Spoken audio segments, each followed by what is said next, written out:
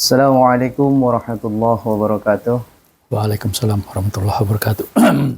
Alhamdulillahilladzi 'allama bil qalam 'allamal insana ma lam ya'lam. Wassalatu wassalamu ala nabiyil huda wa muallimil bashariyati khairan Muhammadin ala alihi wa sahbihi wa man tabi'ahu bi ihsanin ila yaumiddin. Amma ba'du, segala puji bagi Allah yang mengajarkan melalui perantaran kalam, mengajarkan manusia apa yang tidak diketahuinya. Salat dan salam semoga tercurah kepada junjungan kita Muhammad, Nabi petunjuk dan pengajar terbaik bagi umat manusia. Saudara pemirsa Kipas Channel rahimakumullah. Bertemu lagi kita pada kesempatan ini. Sebagaimana biasanya kita diskusi rutin setiap pekan, dan pada kesempatan ini kita akan membawakan tema membangun peradaban emas hanya dengan pendidikan Islam. Telah hadir di tengah-tengah kita narasumber kita, Ustadz Syarifuddin Syaniago. Semoga Allah selalu senantiasa memberikan kesehatan kepada beliau. Amin, amin. Saudara pemirsa Kipas Channel rahimakumullah, kita sapa Ustadz kita. Assalamualaikum Ustadz. Waalaikumsalam warahmatullahi wabarakatuh. Ini Ustadz, dengan tadi tema yang telah kita sebutkan terkait membangun peradaban emas hanya dengan pendidikan Islam. Beberapa hari yang lalu, 2 Mei ya Ustaz ya? Ya, 2 Mei. Hari Pendidikan Nasional. Terkait Hari Pendidikan Nasional ini, bagaimana kita ketahui pendidikan itu sangat erat untuk membangun peradaban Ustaz ya. Bisa nggak Ustaz gambarkan bagaimana pendidikan di negeri kita ini? Ya. Bismillahirrahmanirrahim. Assalamualaikum warahmatullahi wabarakatuh. Assalamualaikum. Alhamdulillahirabbil alamin wassalatu wassalamu ala asrafil anbiya'i wal mursalin wa ala alihi wa sahbihi ajmain. Asyhadu an la ilaha illallah wahdahu la syarikalah wa asyhadu anna Muhammadan abduhu wa rasuluhu allazi la nabiyya ba'da. Para pemirsa Kipas Channel ya, alhamdulillah kita bertemu lagi dengan izin Allah. Kita bisa melaksanakan lagi bincang-bincang kita dan tadi sudah disampaikan host topik yang akan menjadi perbincangan kita hari ini tentang membangun peradaban emas ya dengan Islam ya. Nah, tadi ada ditanyakan tentang gambaran pendidikan ya. Ini sebenarnya sangat luas penjabarannya ini, tapi mungkin karena seperti biasa waktu kita tidak begitu panjang ya. Nah, saya akan menyampaikan secara apa saja ya. Nanti kalau umpamanya ada yang kurang jelas ya boleh disampaikan di kolom komentar ya. Nanti insya Allah kita akan perdalam lagi di pertemuan kita berikutnya ya. Ya. Jadi kalau kita melihat dia pendidikan di negeri ini tentunya yang paling di kita adalah fasilitas pertama ya, fasilitas pendidikan, kemudian kualitas dari para pendidik, dan kemudian dia program pendidikannya. Ya, tiga hal itu yang mendukung seharusnya bagi berlangsungnya dengan baik pendidikan di suatu negara. Ya. Nah, kalau dia dari segi fasilitas, fasilitas pertama tadi, kita melihat bahwa masih banyak kita melihat gambaran-gambaran dari sekolah-sekolah, ya, terutama mereka. Ya, kalau beberapa gambaran itu mereka sebenarnya ada sekolah itu tidak jauh dari pusat ibu kota, tapi tidak layak ya, dari segi fasilitasnya tidak layak ya, apanya bocor dan lain-lainnya, gelap dan bangkunya, mungkin lantainya pun kurang ini ya, dan ini banyak. Kemudian dia dari segi kualitas para pendidik ya, kita bukan mau merendahkan ya. Kita melihat bahwa memang dia secara kualitas masih banyak problem ya di dalam pendidik ini ya. Sehingga bisa kita melihat ya outputnya ya dengan gambaran dari para pendidik ini kan bisa terlihat, kita melihat dari outputnya. Kalau outputnya bagus bisa kita katakan ini pendidiknya pasti bagus lah, itu kan. Kalau outputnya kacau balau maka itu mungkin permasalahan di dalam pendidik itu ada ya.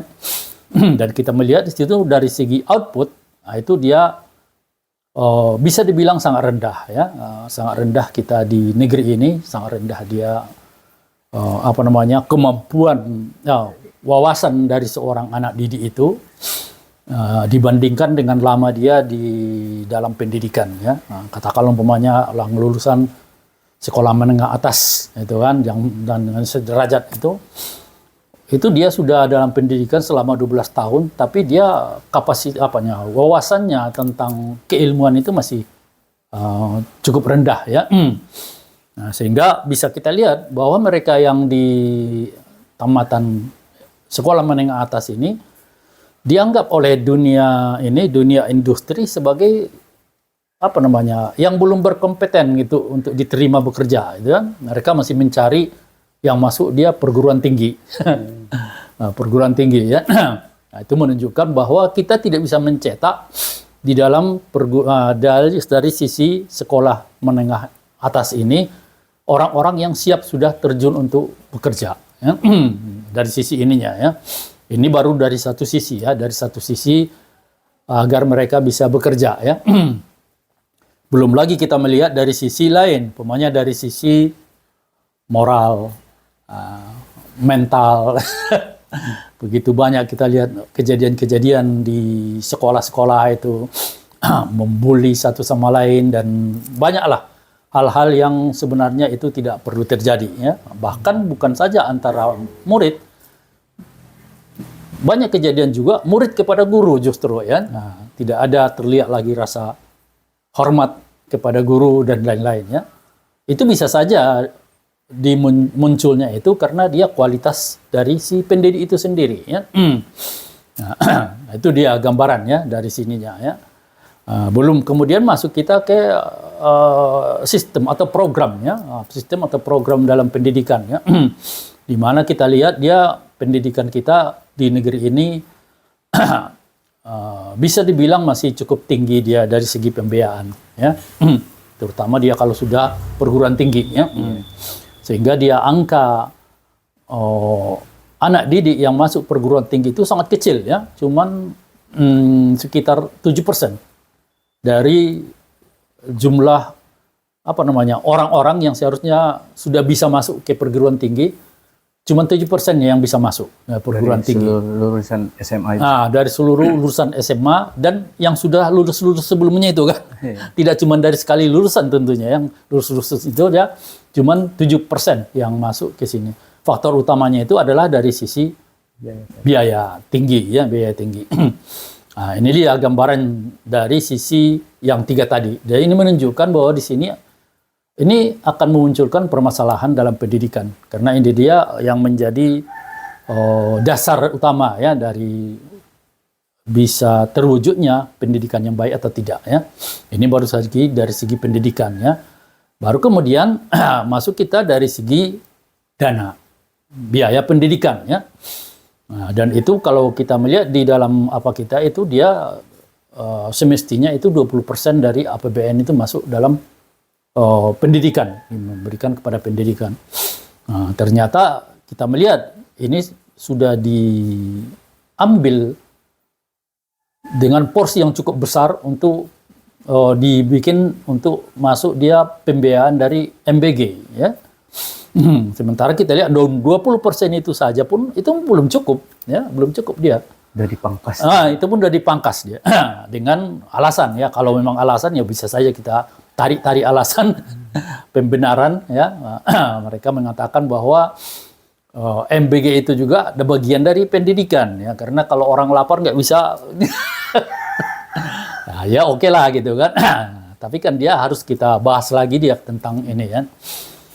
Sementara kita lihat banyak itu guru-guru yang masih tidak bisa diangkat menjadi menjadi pegawai tetap atau ASN gitu kan, mereka honorer dan honorer mereka itu dia sangat mengenaskan ya, apanya dari segi income mereka ya, income mereka ya.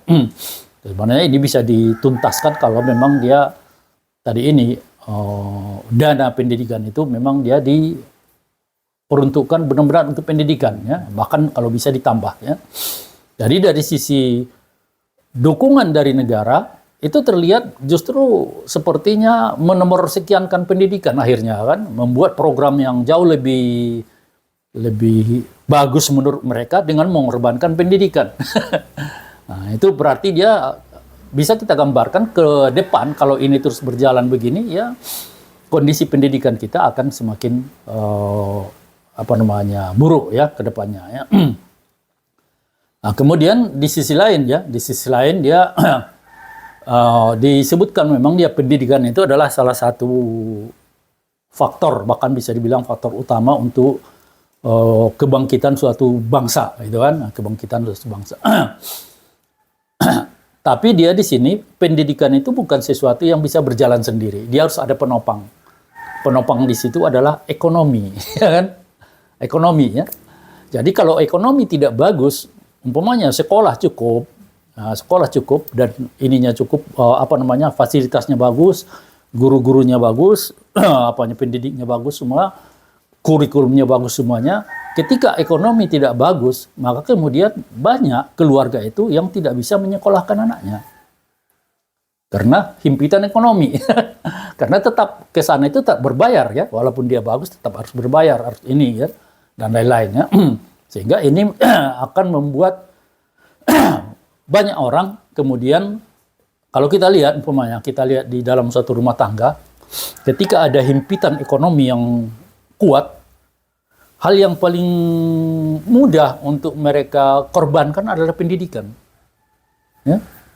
Istilahnya anak aturan masih SMA udah sampai SMP aja lah gitu kan, cari kerja gitu kan. Itu kan mengorbankan pendidikan itu. Bukan artinya tidak disekolahkan gitu kan, tapi sekolahkannya itu hanya pokoknya sampai SMP aja gitu, atau tidak lagi memikirkan perguruan tinggi sampai SMA saja ya. Nah, itu dia yang makanya itu disebut mengorbankannya. Nah, kemudian kalau dia ekonomi ini tidak bagus, maka kemudian nanti akan kita lihat roda industri di suatu negeri itu akan akan melemah. Kalau ekonominya tidak bagus kan berarti dia daya beli masyarakat rendah. Kalau daya beli masyarakat rendah berarti dia barang-barang produksi itu akan semakin sedikit yang membeli. Dan itu membuat produsennya itu dia akan mengurangi atau bahkan ada yang bangkrut gitu kan. Nah, dan itu kemudian terlihat di situ, akibatnya itu adalah penyerapan tenaga kerja dari dunia industri itu dia menurun ya. Sehingga bisa kita lihat fakta sekarang itu kan, sarjana apapun dia, sarjana apa dia, kita lihat mereka itu banyak yang tidak bekerja, atau banyak yang bekerjanya serabutan, atau banyak yang bekerja yang tidak ada kaitannya dengan ilmunya. Dan mereka mendapatkan income yang tidak seimbang dengan mereka, asal dibayar aja gitu kan. Dan ini bagi para pendidik, para anak didik yang sudah masuk dia SMA, ini dia melihat itu untuk apa masuk perguruan tinggi gitu kan, dana udah berapa banyak nanti habis ke situ. Kalau memang begitu selesai nanti nganggur juga. Bagus udah berhenti aja SMA gitu kan. Nah, jadi dia semangat mereka untuk menuntut ilmu itu menjadi menurun lah ya. Nah, maka di sini dia terlihat dia permasalahannya sangat besar ya di negeri ini ya. Dan kalau ini terus berjalan, kita tidak akan bisa secara logika kita akan mengatakan bahwa pendidikan bahwa dia akan ada muncul dia peradaban emas itu ya di negeri ini ya. Itu mungkin gambaran awal tentang ini. Ya, dengan yang Ustadz jelaskan tadi carut marut yang banyak tadi itu, dari segi pendidikan fasilitas berkurang ya kan? Ya. Sangat kurang ya. Dari tenaga pendidiknya juga minus. Itu seperti bagaimana kita visi Indonesia kan kita ketahui 2045 itu Indonesia emas. Emas. Sementara pendidikannya seperti yang Ustaz jelaskan itu dengan marutnya tadi itu, kenapa? Apa sih yang mendasar, penyebab mendasar yang menyebabkan ini terjadi? Iya, ya. Ya itu ya. Jadi ada program target ya, target dari pemerintah itu 2045 Indonesia emas ya. Nah, hanya saja itu kita sebenarnya sangat sangat kabur dengan definisi Indonesia emas itu. Jangan-jangan hanya slogan aja tanpa ada isi gitu kan, tanpa ada seolah-olah ilusi, seolah-olah kita hendak mengejar sesuatu, tapi yang kita kejar itu gambarannya kita belum tahu ya. Bagaimana kita akan membangun sesuatu gambaran yang kita belum tahu ya. Indonesia emas. Tapi kalau kita melihat di sini, kalau dia emas itu tentunya kalau dia bicara kita dalam suatu negeri, tentunya dia situ adalah peradaban ya, seperti yang tadi disebutkan kita di awal, peradaban emas ya. Ya. Dan 2045 itu nggak panjang lagi waktunya, tinggal 19 tahun gitu. 19 tahun lagi udah sampai kita ke sana. Sementara kondisinya carut marut begini ya, tak terlihat dia upaya dari pemerintah untuk keluar dari situ ya. Bahkan mereka justru tidak menuju untuk mencerdaskan bangsa tadi, justru mengurangi potensi-potensi untuk mencerdaskan bangsa itu dengan dana itu. Dana sangat penting dalam pendidikan itu, dana itu sangat penting ya. Karena tidak akan mungkin dia berjalan suatu pendidikan kalau tidak ada dana ya. Apakah dari gaji, apakah dari fasilitas dan segala macamnya ya. Pendidikan itu dia membutuhkan dana ilmu ya. Nah, inilah permasalahan di negeri ini tentang dana ya. Nah, dana itu ternyata kita justru sebagai negara yang yang penuh dengan barokah, penuh dengan sumber daya alam yang sangat beragam, di negeri ini sangat bisa dibilang dari segala sisi kita punya gitu kan. Punya laut, punya daratan yang subur, punya segala macam di dalam buminya. Akhirnya yang terjadi kita justru menjadi negara yang saat ini sudah terbelit utang sampai lebih dari 9.000 triliun ya. Sangat membebani APBN ya. Karena pembayaran bunga hutang aja kalau nggak salah saya sampai 500 triliun itu ya.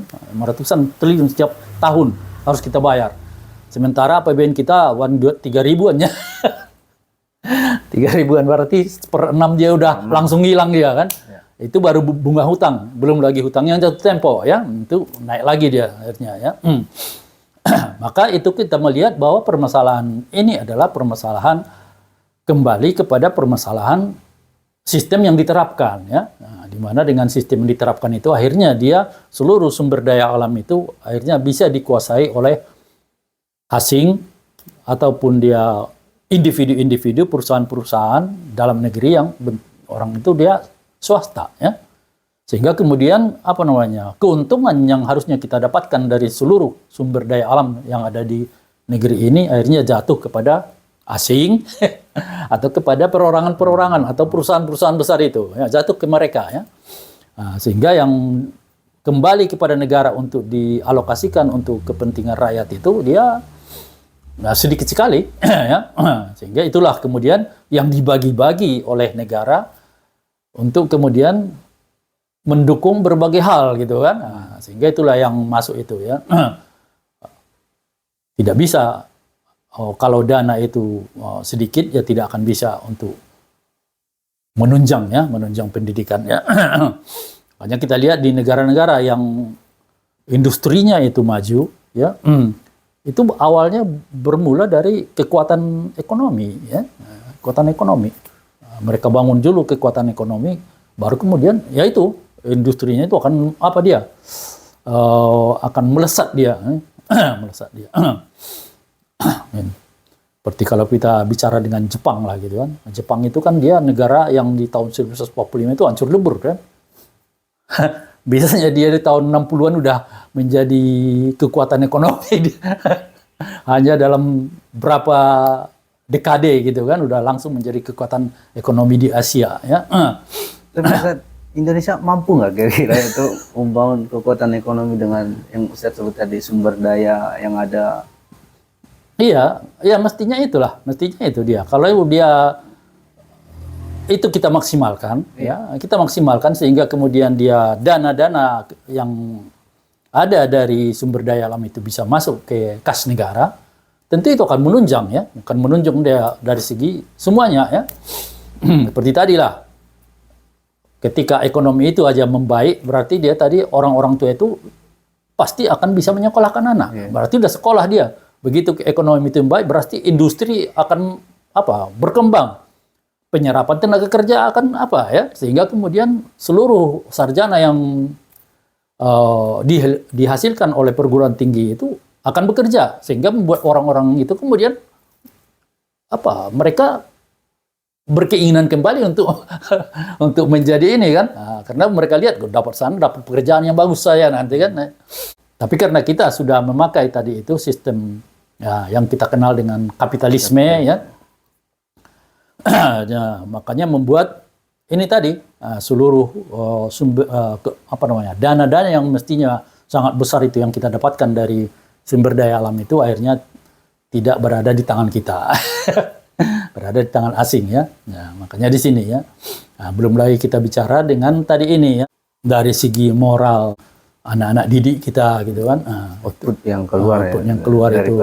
Jadi itu dia itu munculnya karena kita juga tidak cuma menerapkan kapitalisme, menerapkan sekulerisme ya, yang menjauhkan mereka dari agama. Sebenarnya penjaga moral itu kan bukan ilmu pengetahuan.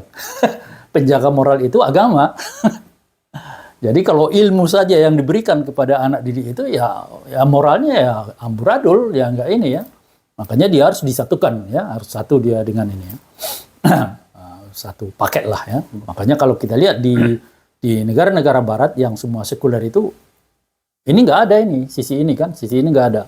Makanya mereka terlihat kalau kita melihat silau kita umpamanya melihat, terpesona kita melihat negara-negara Cina semua yang itu gitu kan, yang ininya.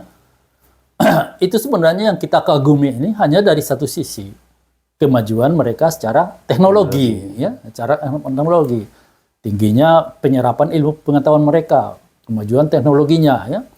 Ketika kita masuk di sisi moral ya kita akan melihat bahwa mereka itu justru merosot gitu kan, merosot moralnya itu dengan berbagai kriteria ya, tidak sama semua kriterianya. Ada di sini merosotnya ini, ada di sana merosotnya yang ini, merosotnya yang ini ya.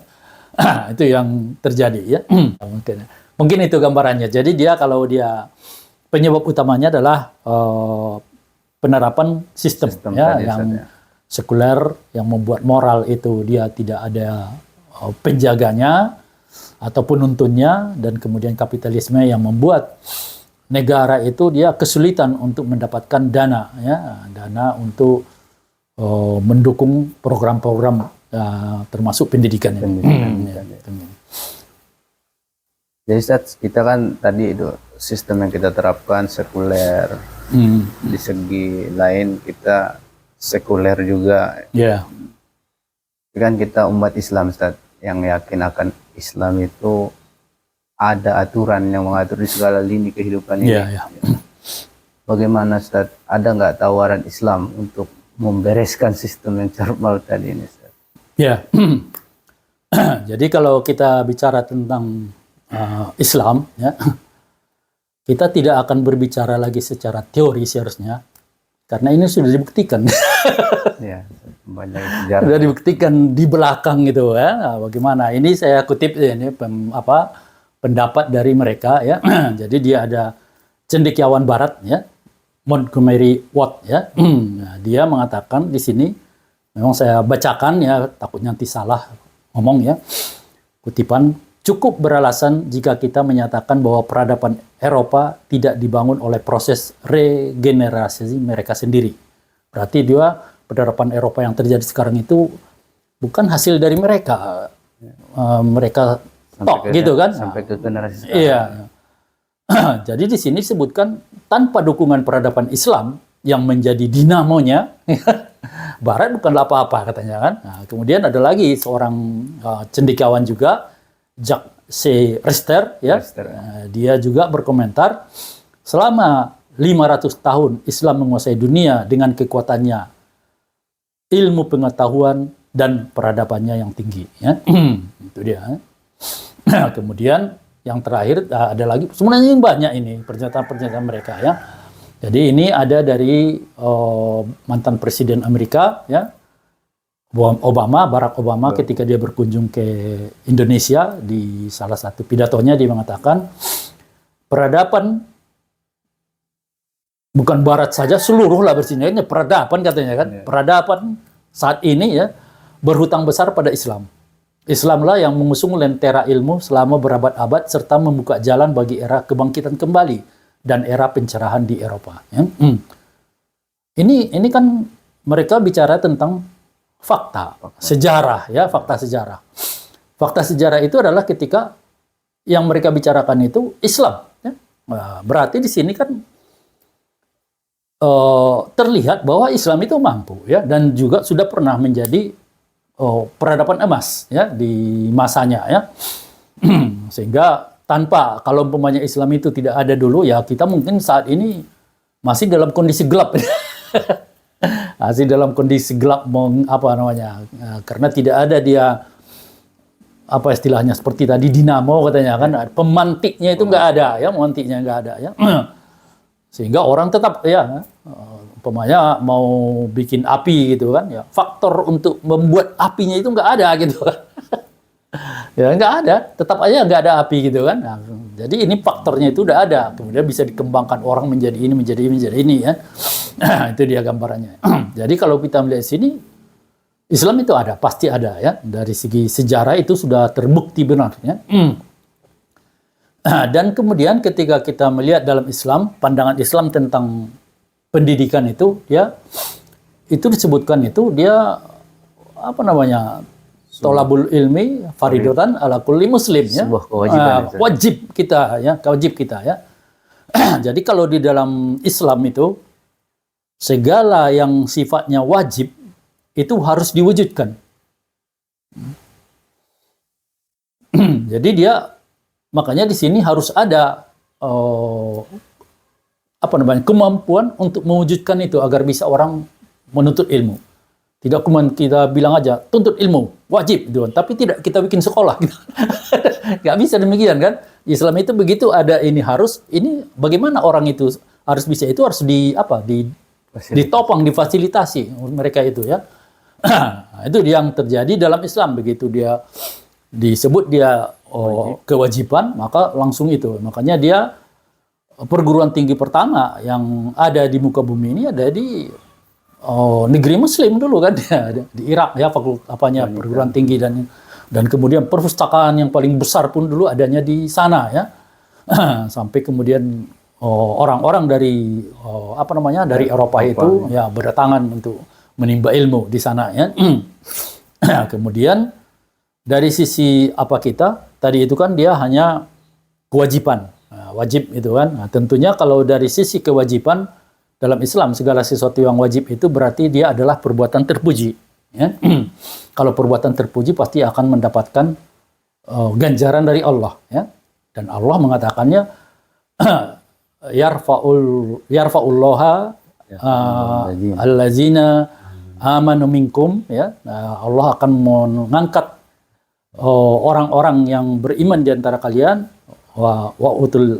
wallazina utul ilma darajat ya. Dan orang-orang yang menuntut ilmu dengan berbagai derajat ya, beberapa derajat dari orang-orang biasa ya. Jadi dia dimuliakan sekali orang-orang yang menuntut ilmu dalam Islam ya.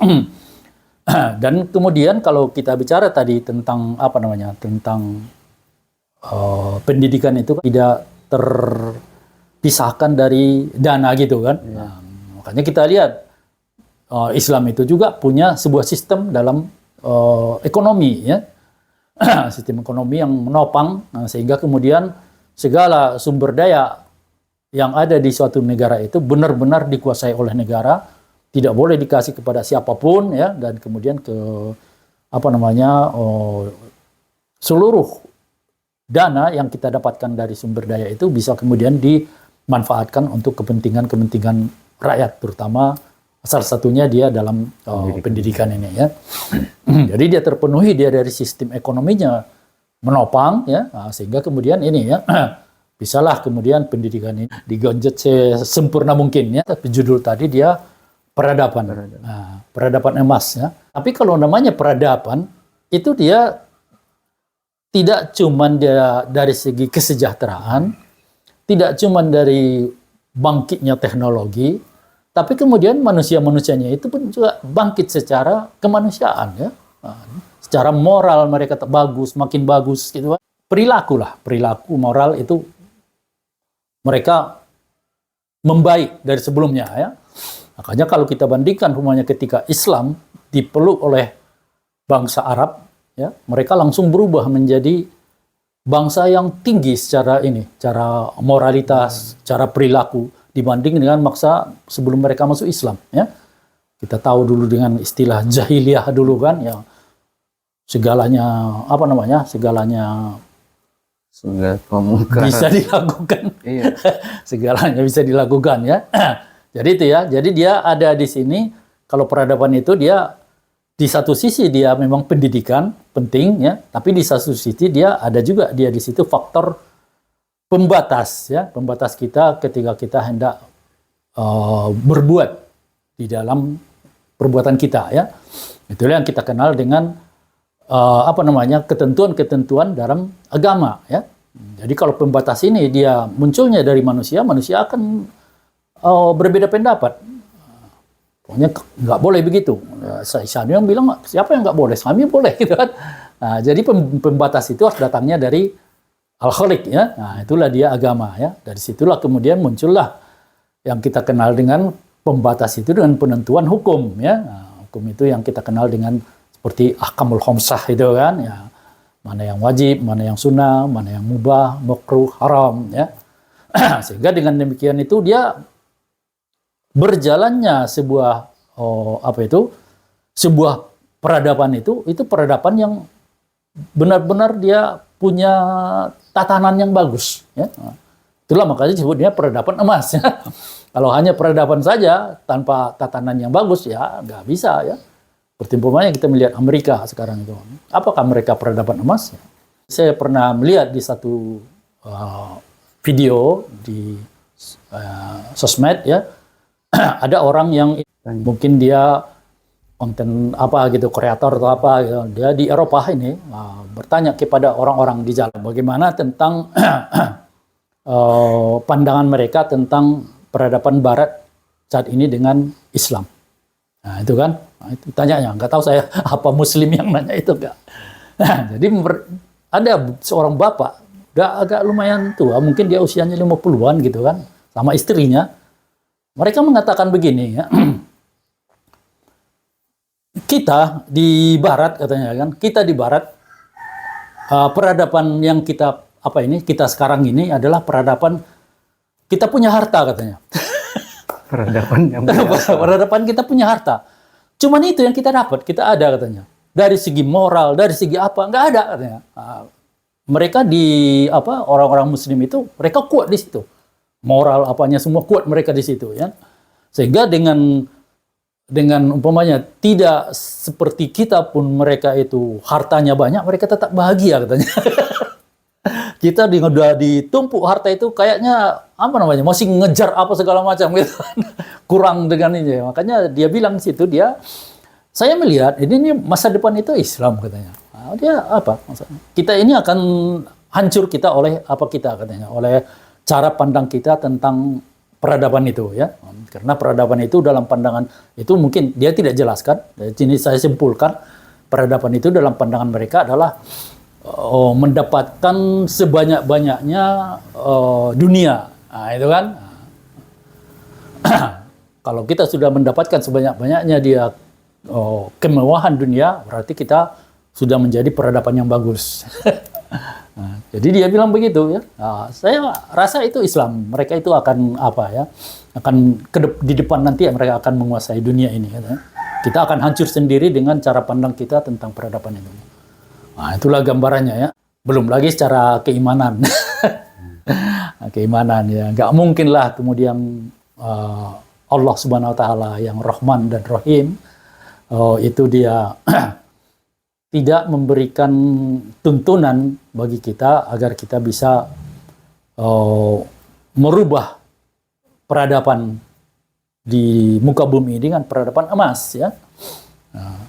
Di segala lini tentunya kan, tidak cuma dari sisi ibadahnya saja, tapi semua ya. Dan itu benar dalam Islam itu ada ya. Dari sini kita bisa melihat Islam itu mampu ya. Mampu dia dari sisi umpamanya dana ya. Yang paling utama kan dana tadi. Dana itu bisa karena dia punya sistem ekonomi yang jauh lebih sehat, jauh lebih bagus daripada sistem kapitalisme sekarang. Kemudian dari segi moral ya, sehingga dia ada penetapan batasan-batasan oleh agama ya. Sehingga orang itu mereka berjalan dengan dengan serasi karena mereka sudah punya pandangan yang sama. Tidak ada lagi bertentangan pandangan si A dengan si B. Karena pandangan mereka itu disandarkan kepada pandangan agama mereka. Nah itu, ya. Itu dia gambarannya mungkin. Ya, jadi ya, dari tadi yang 3 tadi itu saja. Pandangan Islamnya itu suatu kewajiban. Ya kewajiban ya. Dari pembatas ada pembatas. Ya ada pembatas. Untuk mencapai itu tadi saja. Terus dari kebutuhan untuk mencapai peradaban itu kan di pendidikan terikat erat ya. Jadi butuh dana kata Ustaz. Dana, ya. Itu kita bisa mengelola Islam itu. Ya. Tapi Ustaz, ada hal yang bukan praktis sih maksud saya. Tapi Islam ini gini loh, 1, 2, 3 untuk mencapai peradaban itu. Iya. Ada nggak Ustaz yang bisa ditambahkan dulu? Iya. Ini dari sistemnya Islam ya. Sistemnya Islam begini. Kita bisa melihat terpenuhilah secara teori kan. Nah, tapi mewujudkannya maksudnya gitu. Mewujudkannya bagaimana ya? Jadi mewujudkannya tentunya dia harus memang dia ini yang diterapkan gitu kan. Yang inilah Islam ini yang diterapkan ya. Nah, kalau dia bukan Islam itu yang diterapkan ya yang bisa dimunculkan kebaikan dari Islam itu tidak akan muncul ya.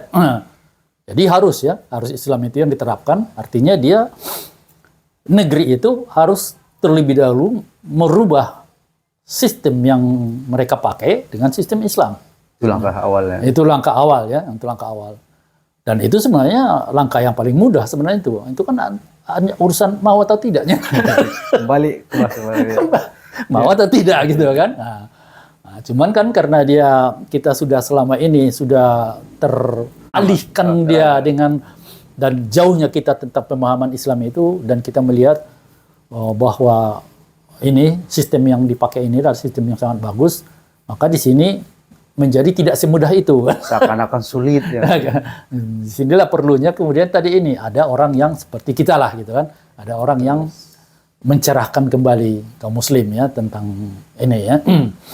Dan tidak sesuatu yang susah. Kalau mereka itu sudah tercerahkan dan mereka terterima, ya nggak susah. Ya. Sama seperti mamanya dulu ketika Rasulullah gitu kan hendak membangun kekuatan itu, membangun daulah gitu kan, daulah Islamiyah. Dia pergi ke berbagai kabilah, tetap tertolak gitu kan. Nah, tertolak dia di sana. Karena mereka yang didatanginya itu menutup pikiran mereka dari Islam itu ya. Beda dengan ketika Mus'ab bin Umair ke Madinah. Hanya dalam waktu setahun dia cuma dia di sana, itu dia sudah dapat dukungan penuh dari masyarakat Madinah ya, dukungan yang mayoritas dari situ. Karena mereka menerima yang Karena dibawa. mereka menerima ya. Nah, jadi makanya tadi faktornya itu maunya. mau terima atau enggak ya. Sedangkan mereka aja yang didatangi oleh Mus'ab bin Umair tadi adalah orang-orang yang bisa dibilang itu non muslim awalnya gitu kan. ya. Nah, tapi mereka bisa mau menerima. Bagaimana kita di negara ini yang Sudah. 80 sekian persen itu udah muslim gitu. Kenapa kita tidak mau menerima? Nah, jadi itulah langkah awal. Yang awalnya memang dia dari penjelasan ya, kita jelaskan lagi kembali ya, sehingga kemudian umat Islam itu mau menerimanya. Baru kemudian nanti ada tuntutan untuk mengganti sistem ya. Kita tidak istilahnya memberontak kepada penguasa, melawan penguasa, bukan. Kita minta gantilah sistem. Karena kita melihat ini sistemnya yang tidak bisa membawa kita ke peradaban emas. Ya. Jauh ya. Nah, contohnya Amerika aja, gimana gitu peradaban emas mereka itu, rakyatnya begitu banyak demo sekarang di sana kan, tidak suka dengan pemerintahannya dan apa namanya mereka itu berfoya-foya pemerintahannya itu untuk membiayai perang yang tak ada urusannya dengan kesejahteraan rakyat. Nggak ada itu. Nah, itu mungkin Ya, terima kasih Ustaz ya.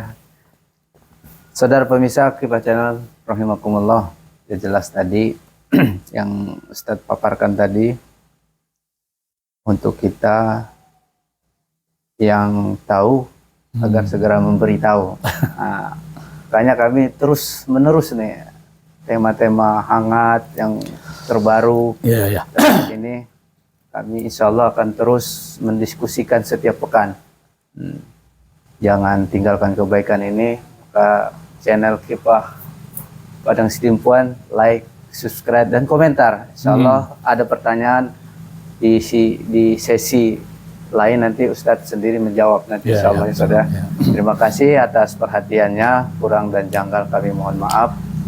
Wabillahi taufiq wal hidayah. Assalamualaikum warahmatullahi wabarakatuh. Waalaikumsalam warahmatullahi wabarakatuh. Alhamdulillah.